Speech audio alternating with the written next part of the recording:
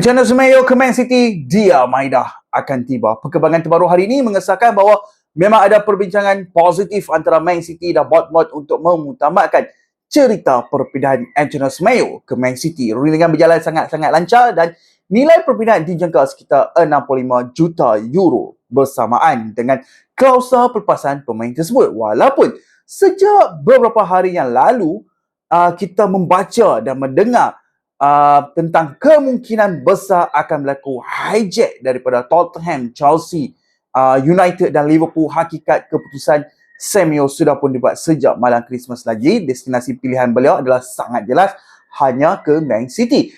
Persetujuan kewangan antara pemain dan City telah pun dicapai. Jadi sekarang rundingan hanya tertumpu kepada struktur bayaran antara kedua-dua kelab. Semua proses kini berada di peringkat akhir dan Semeyo dijangka akan menyertai Man City pada bulan jendela perpindahan Januari, sekaligus menjadi pembelian pertama Pep Guardiola untuk tahun 2026.